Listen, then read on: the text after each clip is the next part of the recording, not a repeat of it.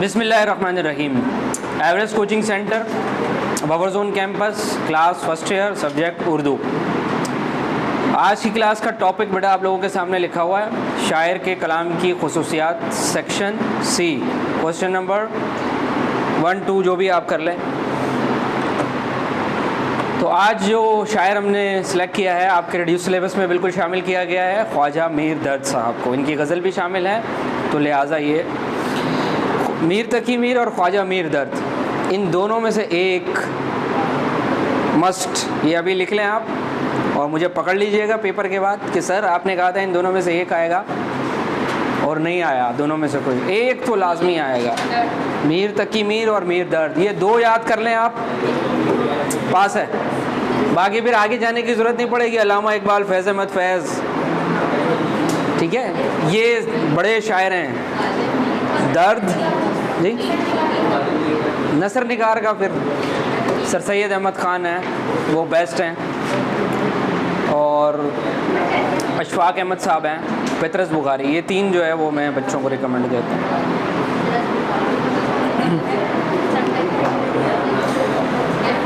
ख्वाजा मीर दर्द, नाम क्या है इनका?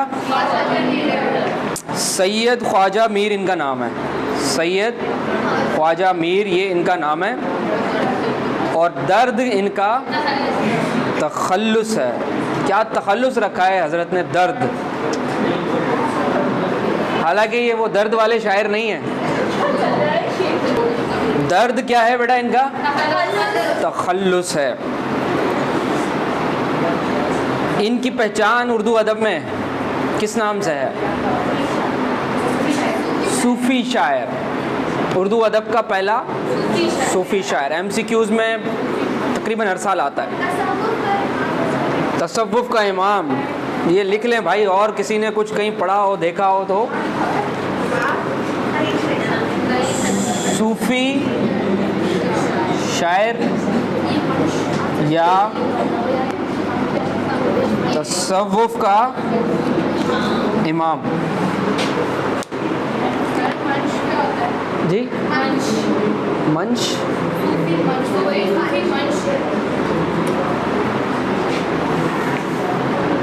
सूफ़ी मंश मतलब ये है कि उनका जो अंदरूनी कैफियत आप कह लें, एक इंसान का जो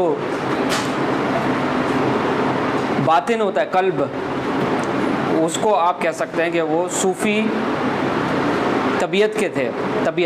तबीयत आप ज़्यादा बेहतर कह सकते हैं, सूफ़ी तबीयत इंसान थे।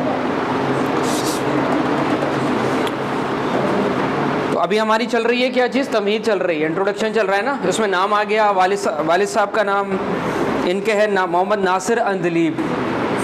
इनके वालिद साहब जो थे वो भी शायर थे और वो भी सूफ़ी थे। सूफ़ी होने के साथ साथ वो शायर भी थे। कहीं कहीं लिखी है इनकी पैदाइश 1719, कहीं लिखी है 1721। 1-2 साल का फ़र्क है, लेकिन हैं माशाल्लाह ये भी पुराने ही। वो 1725 और 23 मीर तकी मीर की थी ना जी। बुक में 1721 है और नोट्स में 1719 है। 1721 भी कर लो तो पूरे 300 साल हो गए। 2021 1721, ठीक है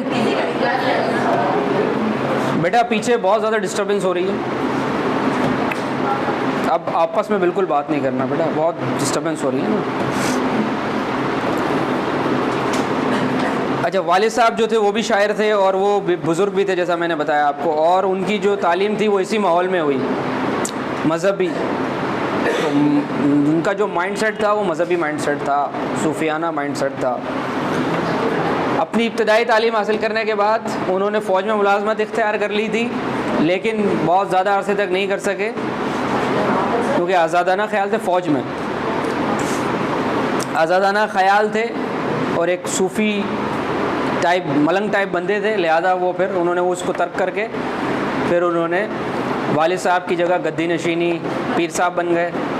तो फिर उन्होंने फिर उस चीज़ को तर्क कर दिया। यही चीज़ें देखिए आखिर आ रही हैं और यही असर उनकी शायरी पर पड़ा और दर्द ने तसव्वुफ़ाना ख़यालात शायरी में पेश किए। ये बेटा आपकी क्या हो गई? तमहीद, इब्तिदाइया हो गया। तवज्जो यहीं पर होनी चाहिए तमाम स्टूडेंट्स की।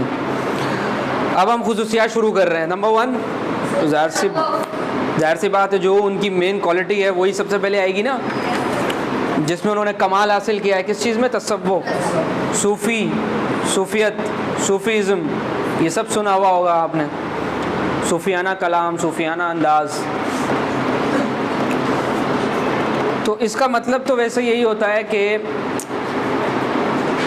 अल्लाह तबारक व तआला की बारगाह में जो मनाजिल हैं, जो दर्जे हैं, वो दर्जा ब दर्जा तय करते हुए उसकी ज़ात तक रसाई हासिल कर लेना, वही होता है सूफ़ी। होता तो वो दुनिया में ही है, दुनिया से किनारा कशी तो उस माने में इख्तियार नहीं करता, लेकिन उसे दुनिया की कोई परवाह नहीं होती, वो दुनिया के लिए ज़िंदा नहीं होता, बल्कि वो अल्लाह ताला के लिए जी रहा होता है। इस ज़माने में वो अपने आप को अल्लाह की ज़ात में फ़ना किए हुए होता है, मिट जाता है, इसीलिए उसको हर वक्त जो है वो कुदरत ही का जलवा, उसी के मनाज़िर उसको नज़र आ रहे होते हैं। तो ये भी उसी घराने से थे और वही उनका मिजाज था, वही उनका ताल्लुक़ था, तो वही उनके अशार में भी आपको मिलता है। तो जब ये शायर बने तो उन्होंने इसी चीज़ को शायरी में दाखिल कर दिया।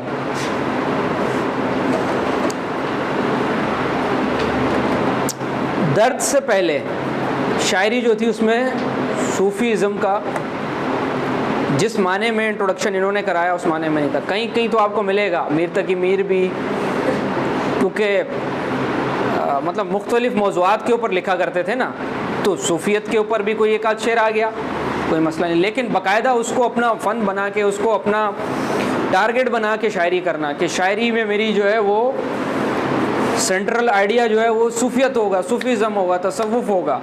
तो ये ना दर्द से पहले कभी मिलता है, ना दर्द के बाद मिलता है। ये बीच में दर्द साहब आए, ये काम करके रुखसत होकर चले गए। बाद में लोगों ने कोशिश बड़ी की, लेकिन ज़ाहिर सी बात है उनका वो मिजाज ही नहीं था, उनकी वो तरबियत ही नहीं थी उन लोगों की। इन्होंने तो आँख ही उस घराने में खोली ना। अब्बा हुजूर सूफ़ी थे, अब्बा हुजूर पीर साहब थे, ठीक है। आप उनके अशार से इख्तलाफ कर सकते हैं, बहुत सारे अशार उनके ऐसे हैं जो आप बोलेंगे हैं ये किस किस्म के सूफ़ी हैं, लेकिन वो उनका मौक़िफ़ है भाई, वो अल्लाह जाने और वो जाने। हम जो अपना इस्लामी पॉइंट ऑफ व्यू है हम वो बता देते हैं कि जी ये इस्लाम की तालीमात के ख़िलाफ़ है। तो ये सूफ़ियाना अकायद और मसाइल का तस्करा जो है वो हमें जा बजा, आप देखें कोई भी गज़ल इनकी ऐसी नहीं होगी जो सूफ़ियाना कलाम से खाली मिले आपको।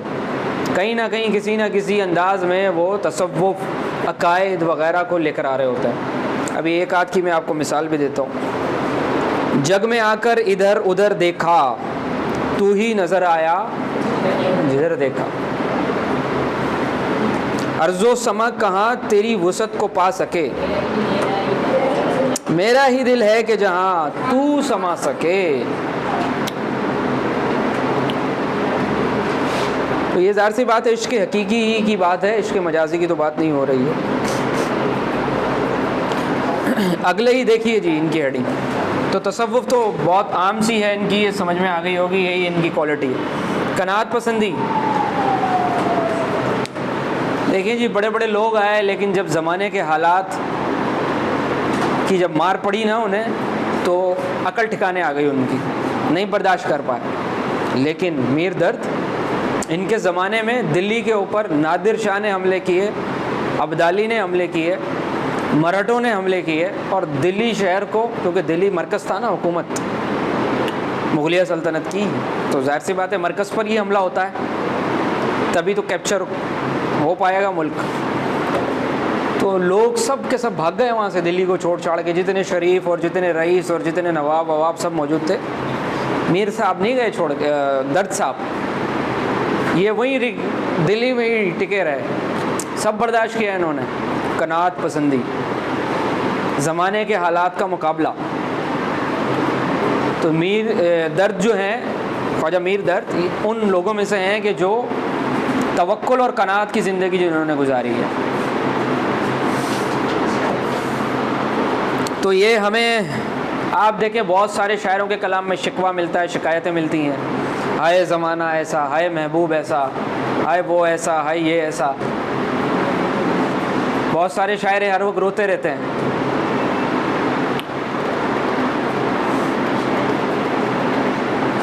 ना, सेकंड ईयर में पढ़ोगे। मीना तो बोछार का बरसता देखा है तुमने, इसी अंदाज से थी अश्क फिशानी उसकी। मूसलाधार बारिश देखी है? तो मीर तकी मीर जब रोते हैं तो ऐसे जैसे मूसलाधार बारिश हो रही। मीना तो बोछार का बरसता देखा है तुमने, इसी अंदाज से थी अश्क फिशानी उसकी, मीर तकी मीर की। तो मैंने कहा बाज़ शायर ऐसे हैं जो हर वक्त रोते रहते हैं, लेकिन मीर दर्द ऐसे हैं, कहते हैं नहीं जी, तवक्कुल, अल्लाह तवक्कुल। तो देखें शेर में बयान कर रहे हैं, आया ना एतदाल पर हरगिज़ मिजाज दहर, मैंने ज़माने की गर्मी भी देख ली, सर्द भी देख लिया, लेकिन मैं, क्या शेर है वो? नहीं, वो दूसरा शेर है ना। मैं बिका नहीं, मैं झुका नहीं, कहीं छुप छुपा के खड़ा नहीं, जो डटे हुए हैं महाज पर, मुझे उन सफ़ों में तलाश कर। मैं बिका नहीं, मैं झुका नहीं, कहीं छुप छुपा के खड़ा नहीं, जो डटे हुए हैं महाज पर, मुझे उन सफ़ों में तलाश कर। तो मीर कहते हैं आया ना एतदाल पर हरगिज़ मिजाज दहर, मैं गर्चे गर्मो सर्दे ज़माना सम हो गया। ज़माने की सारी सख्तियाँ झेल ली, लेकिन ज़माने का मिजाज अभी भी सुधरा नहीं, वैसा का वैसा ही है। कनात पसंदी, तवक्कुल, समझ में आ गया? आपके पास जो है आप देख लें उसको, इससे मिलता जुलता। दुनिया की बेसबाती का मतलब क्या होता है? यानी ये दुनिया फ़ानी है, एक ना एक दिन ख़त्म हो जाएगी, तो इस दुनिया से दिल लगाना कोई अच्छी बात तो नहीं हुई। आर्जी, जी जी जी, आर्जी, दुनिया आर्जी है, फ़ानी है, ख़त्म हो जाएगी, लिहाजा इससे दिल लगाना कोई अच्छी बात नहीं। दिल उसी से लगाया जाए, मोहब्बत उसी से की जाए जो हमेशा, जहाँ से रिस्पॉन्स भी आता है, जहाँ नाकामी नाम का कोई तस्वुर ही नहीं है। तो दर्द के कलाम में आपको जगह जगह इस तरह से अशार मिलते हैं कि जिसमें वो बताते हैं कि ये दुनिया का साजो सामान सब ख़त्म होने वाला है, मर मिटने वाला है। देखें जी, वाए नादानी वक्त मर्ग ये साबित हुआ, ख्वाब था जो कुछ के देखा, जो सुना। ओ भाई, दुनिया में जो ख्वाहिशें की, जो ख्वाब देखे, वो सब क्या थे? ख्वाब थे, अफसाने थे, कहानियाँ थी, कुछ भी नहीं था। हकीकत क्या है? मौत। वक्त मर्ग इंसान को इस बात का एहसास होता है कि यार जिनके लिए मैं जिया हूँ, जिन चीज़ों के लिए जिया, वो सब झूठी और बेअसल थी।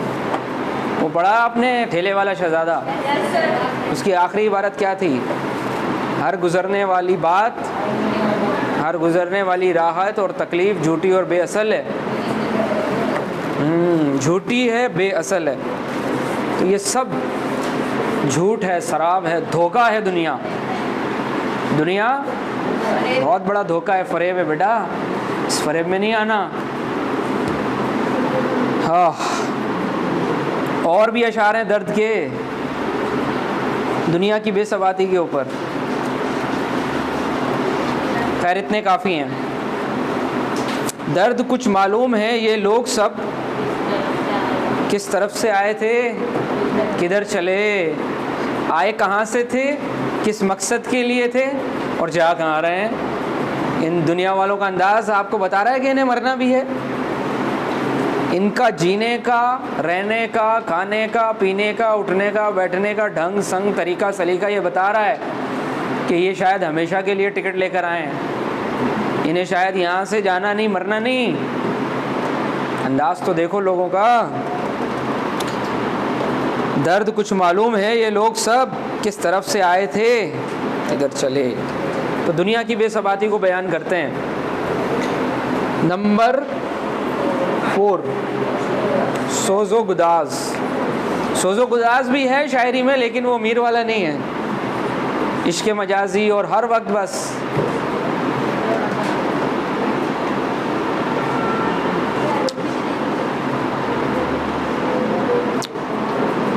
उनका एक शेर देखिए, ज़िंदगी है या कोई तूफ़ान है, हम तो इस जीने के हाथों मर चले। तो ज़िंदगी तो बेटा नाम ही आजमाइश का है। ज़िंदगी अल्लाह ने पैदा क्यों किया? आजमाइश, आजमाने के लिए। कोई शख्स ऐसा है जो बोले कि आजमाइश के बगैर ही चला जाऊंगा? आजमाया ज़रूर जाएगा।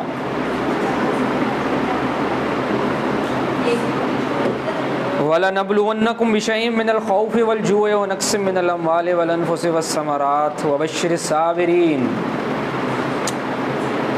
और ज़रूर ज़रूर आजमाया जाएगा तुमको ए इंसान, मालों की कमी से, जानों की कमी से, फलों की कमी से, भूख से,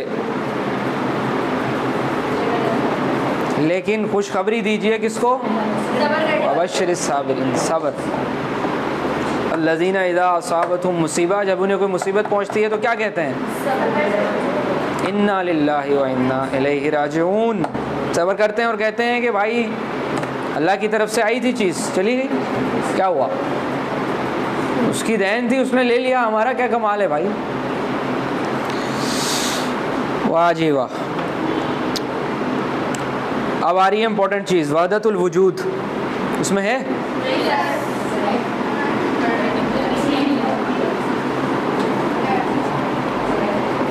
वहदतुल वजूद क्या चीज़ है? ये फ़लसफ़ा है बेसिकली।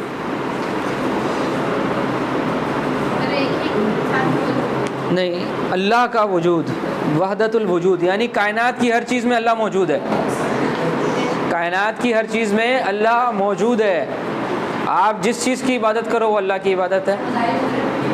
नहीं, मज़ाहिर कुदरत तो दूसरा है, वहदतुल शुहूद।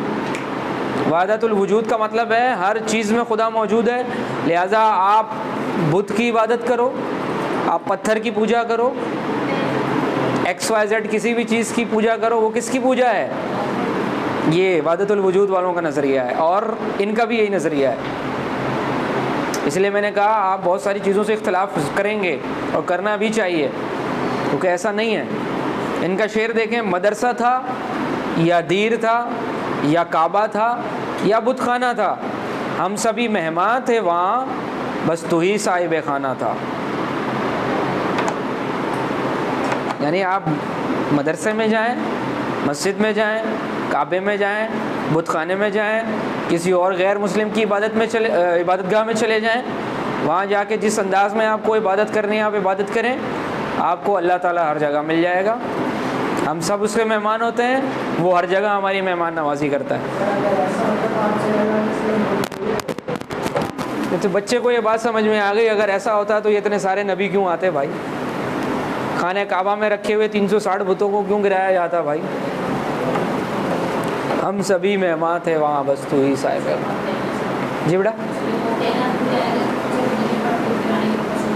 जी। मतलब देखें, आप लोगों को मालूम है असल में उस ज़माने में हिंदुस्तान में बड़ी तहरीकें चल रही थी, और उनका मकसद ये था कि मुसलमानों को के जो अकायद हैं उसको हिंदुओं के अकायद से मिला दिया जाए, मर्ज कर दिया जाए। तो बड़े बड़े लोग जो थे उससे मुतासिर हुए थे। वहदतुल वजूद का कॉन्सेप्ट उसी ज़माने में आया। तो फिर जो हमारे सही मानों में जो सूफिया थे या उलमा हज़रात थे, उन्होंने इसके बरक्स अपना फ़लसफ़ा दिया, वहदतुल शुहूद। उन्होंने कहा ऐसा नहीं है कि अल्लाह ताला हर चीज़ में मौजूद है, आप जिसकी भी इबादत कर लो, नहीं। उन्होंने कहा कि भाई कायनात की हर शय में अल्लाह तबारक व तआला की तजल्ली का वो अक्स है। मतलब ये कि उसकी जलवे का मज़हर है। आप उसको देखते हैं तो अल्लाह की कुदरत का एहसास होता है आपको।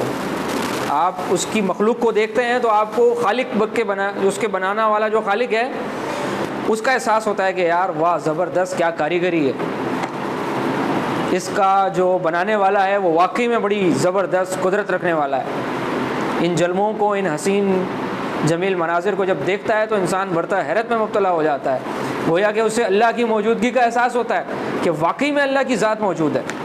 ये है वहदतुल शुहूद, कि हर चीज़ अल्लाह के वजूद की गवाही दे रही है कि देखो हाँ मुझे बनाने वाला कोई है।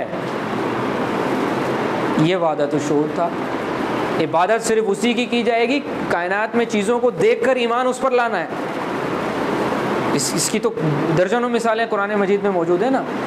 दिन और रात के आने जाने में, ज़मीन और आसमान को तख्लीक करने में अकल वालों के लिए निशानियाँ हैं। ये सैयारे सितारे देखें आप किस तरह अपने एक दायरे में चल रहे हैं, ये तमाम चीज़ों पे।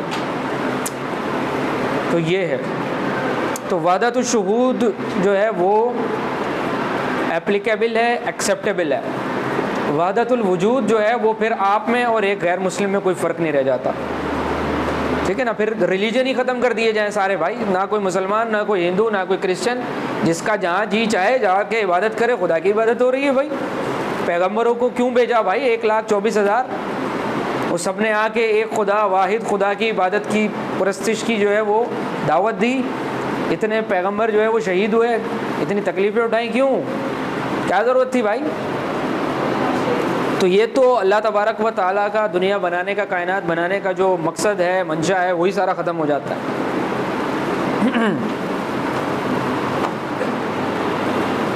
देखिए जी अशार अब इबादतुल वजूद के ऊपर है गलत गर गुमान में कुछ है तुझ सिवा भी जहान, यानी जहान में सिर्फ कौन है? हर जगह तू ही तू है, हर चीज़ में तू है, मन में तू है,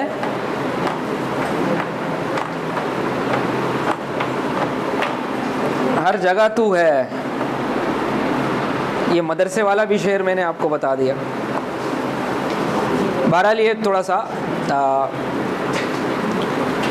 वहदतुल वजूद जो है और वहदतुल शुहूद, ये कॉम्प्लिकेटेड थोड़ा सा फ़लसफ़ा है, उसको समझने की ज़रूरत है। समझ में आ जाए तो फिर इंसान जो है वो गुमराह नहीं हो सकता।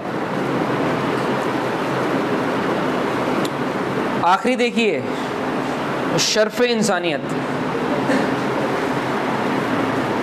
शर्फ़ इंसानियत का मतलब ये है कि अपनी अशार के अंदर वो इंसान को जो अशरफुल मखलूक़ात बनाया ना, इंसान को जो अज़मत दी अल्लाह ताला ने, उसको बयान करते हैं, उस इंसान की बड़ाई को बयान करते हैं कि इंसान को अल्लाह ताला ने बहुत अज़मतें, बुलंदियाँ दे के भेजा है। ये जगह जगह आपको मिलेगा शर्फ़ इंसानियत।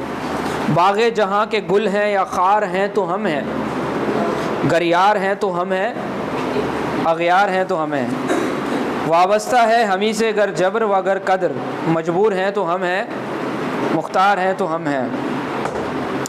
अल्फाज खल्क हम बिन सब मोह मलात से थे, माने की तरह रब्ते गुफ्तार हैं तो हम हैं। तेरा ही हुस्न जग में हर चंद मौजज़न है, तिस पर भी तिश्ना कामे दीदार हैं तो हम हैं। औरों से तो गिरानी एक लख्त उठ गई थी, ए दर्द अपने दिल के गर बार हैं तो हम हैं। तो इसमें इंसान की शरफ़ और फजीलत को बयान किया है। बिलखुसूस ये शेर है, अल्फाज खल्क हम बिन सब मोहमलात से थे, यानी ये दुनिया और कायनात जो है ना, ये इंसान के बगैर क्या थी? बेमाने बेमकसद, मोहमल, मोहमल बेमाना बेमकसद। माने की तरह रब्त गुफ्तार हैं तो हमें, जिस तरह अल्फाज में कलाम में बामाना कलाम होता है, रब्त होता है उसमें, तभी वो समझ में आता है। तो इंसान की भी हैसियत वही है इस दुनिया में। इंसान आया तो ये दुनिया बामाने बनी है, इंसान आया तो इस दुनिया में हकीकी मानों में रोशनी आई है। वो अल्लामा इकबाल का भी ऐसा ही था ना शेर, खुर्शीद जहाँ ताब की जो तेरे शरर में। खुर्शीद ठीक है वो है सूरज, लेकिन हकीकी सूरज कौन है इस कायनात का? इंसान। इंसान ना हो तो इस सूरज की क्या ज़रूरत है? किसके लिए दिन, किसके लिए रात, किसके लिए अंधेरा, किसके लिए उजाला? इंसान। इंसान को अल्लाह ताला ने तमाम शरफ़, तमाम अज़मत बुलंद रिफ़तें दी हैं। तो इस तरह बेटा और भी हैं, लेकिन बस ये 6 आपके जो रिड्यूस सिलेबस है उसके हवाले से इनफ है। नाक़िदीन की आरा लास्ट में 1-2 आप ज़रूर लिखें, ताकि उसमें अज़मत शायर बयान हो ना, कि उस शायर की अज़मत क्या है। और जब दूसरा बयान करता है तभी अज़मत समझ में आती है। मीर तकी मीर ने कभी किसी शायर की तारीफ़ नहीं की ज़िंदगी में, बस, लेकिन ख्वाजा मीर दर्द की तारीफ़ किए बगैर वो भी ना रह सके। किसी और की तारीफ़ नहीं की सिवाय ख्वाजा मीर दर्द। इसका मतलब है कि ख्वाजा मीर दर्द में भी वाकई में दर्द मौजूद था।